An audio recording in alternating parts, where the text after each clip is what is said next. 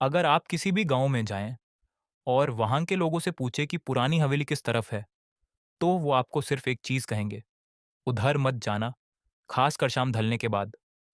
ये कहानी है रंगपुर गांव की उस हवेली की, जहां आज से 60 साल पहले एक ऐसी रात आई थी जो वहां के हर घर की नस्लों तक याद रखी गई।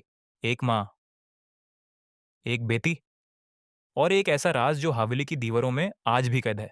अगर आप अकेले से लाइट्स ऑफ करके सुन रहे हैं, तो एक बार अपने आसपास जरूर देख लीजिए, क्योंकि कहते हैं जब भी ये कहानी सुनाई जाती है, हवेली की वो चुड़ैल सुनती है। चलिए शुरू करते हैं। रमपुर एक छोटा सा गांव जहां बिजली अभी भी कभी कभी आती थी और कभी नहीं। गांव के बिल्कुल आखिरी कोने में एक पुरानी खंडहर हो चुकी हवेली खड़ी थी, जिसे लोग ठाकुरैन की हवेली कहते थे। कहानी शुरू होती है अनान्या से, एक सिटी गर्ल जो अपनी नानी के गुजर जाने के बाद उनकी प्रॉपर्टी संभलने गांव आई थी। अनान्या एक आर्किटेक्ट थी और उसने सोचा था कि हवेली को रेनोवेट करके एक हेरिटेज होमस्टे बनाएगी। गांव वालों ने उसे बहुत समझाया, बेटा, वो हवेली बेच दो, वहां मत जाओ, वहां ठकुरें रहती हैं जो इंसान नहीं है। लेकिन अनान्या एक मॉडर्न, पढ़ी लिखी लड़की थी। उसने इन बातों को सिर्फ अंधविश्वास समझा और हवेली में अकेले रहने का फैसला कर लिया। पहली रात जब वो अपना सामान रख रही थी, उसने देखा कि हवेली के एक कमरे का दरवाजा किसी पुराने, जंग खाए ताले से बंद था। उसके ऊपर लिखा था, इस कमरे को मत खोलना, ठाकुर विक्रम सिंह। अनन्या ने सोचा बस किसी पुरानी फैमिली हिस्ट्री का कमरा होगा, और इस बात को नजरअंदाज कर दिया। रात के लगभग 1 बजे अनन्या की नींद अचानक खुल गई।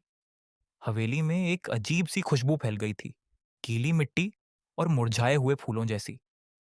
फिर उसने सुना चूदियों की खनक, चन चन चन।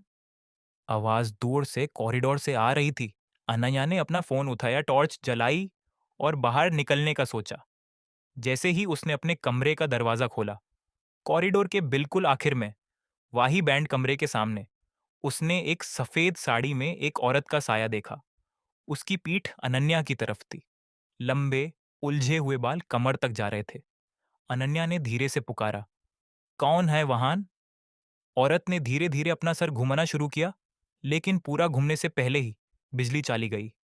अंधेरे में सिर्फ एक आवाज गूंजी, एक औरत की हल्की, दर्द भरी सिसक, जैसे कोई बहुत देर से रो रही हो। जब बिजली वापस आई, कॉरिडोर बिल्कुल खाली था।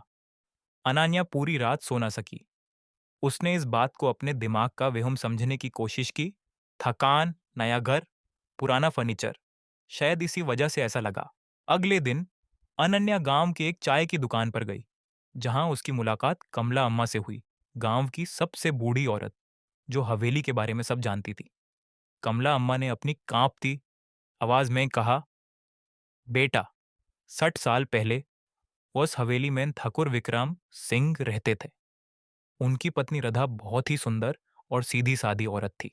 लेकिन ठाकुर का एक और रिश्ता था, एक औरत जिसे गांव वाले दायन कहते थे, क्योंकि वो तंत्रा मंत्रा जानती थी। जब ठाकुर ने राधा को छोड़कर उस दायन से शादी करने का फैसला किया, राधा ने अपनी इज्जत बचाने के लिए उस बैंड कमरे में खुद को फांसी लगा ली, अपनी बेटी को भी साथ लेकर।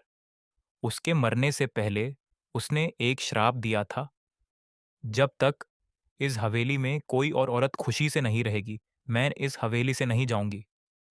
उस दिन से जो भी औरत उस हवेली में अकेली रहने की कोशिश करती है, राधा की आत्मा उसे अपना बनाने की कोशिश करती है, हमेशा के लिए अपनी बेटी की तरह। अनन्या ये सुनकर हंस पड़ी। अम्मा, ये सब कहानियां हैं। मैं एक इंजीनियर हूं, मैं इन बातों में यकीन नहीं करती। कमला अम्मा ने उसका हाथ पकड़ा और कहा, बेटा, यकीन न करो, कोई बात नहीं। लेकिन अगर वो तुम्हें अपनी बेटी कहकर बुलाए, तो कभी जवाब मत देना। उस रात अनन्या ने अपना कमरा अच्छी तरह चेक किया, दरवाजे बंद किए और सोने की कोशिश की।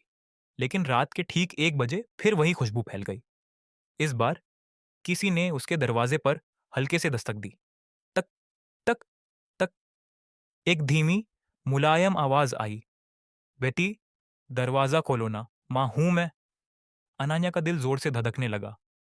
उसने कमला अम्मा की बात याद की, कभी जवाब मत देना। आवाज फिर से आई, इस बार थोड़ी कर्कश। बेटी, क्यों नहीं खोलती दरवाजा? मैं तुम्हारी मां हूं। अनन्या चुप रही, कंबल में छुप गई, अपनी सांस रोकते हुए। अचानक दरवाजे के नीचे से एक पानी जैसा गीला निशान अंदर आने लगा, लेकिन वो पानी नहीं था।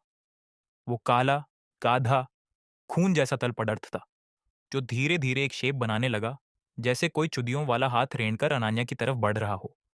अनान्या चीखना चाहती थी, लेकिन उसकी आवाज गले में ही घुट गई। फिर जैसे ही वो हाथ कंबाल के पास पहुंचा, अजान की आवाज दूर किसी मस्जिद से गूंजी और सुबह का पहला उजाला खिड़की से अंदर आया। सब कुछ गायब हो गया। सिर्फ फर्श पर एक हल्का सा गीला निशान रह गया था। अनन्या अब डर चुकी थी, लेकिन उसने हार नहीं मानी।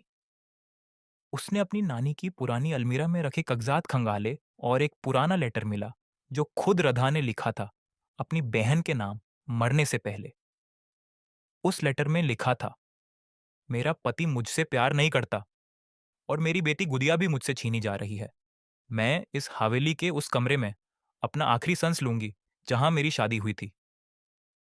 लेकिन मैं जानती हूं कि मेरी आत्मा तब तक भटकती रहेगी जब तक कोई मेरी गुदिया को घर वापस नहीं लाता। उसकी हड्डियां आज भी हवेली के पीछे वाले कुएं में हैं, जहां ठकुर ने उस फेंक दिया था। अनान्या समझ गई, राधा चुड़ैल नहीं थी। वो एक दुखी माँ की आत्मा थी, जो अपनी बेटी की अस्थियों, हड्डियों को ढूंढ रही थी और हर नए औरत को अपनी गुदिया समझकर बुलाती थी। अनान्या ने गांव के लोगों की मदद से हवेली के पीछे वाले पुराने सूखे कुएं को खुदवाया। वहां सच में एक छोटी सी बालिका के कंकाल मिले।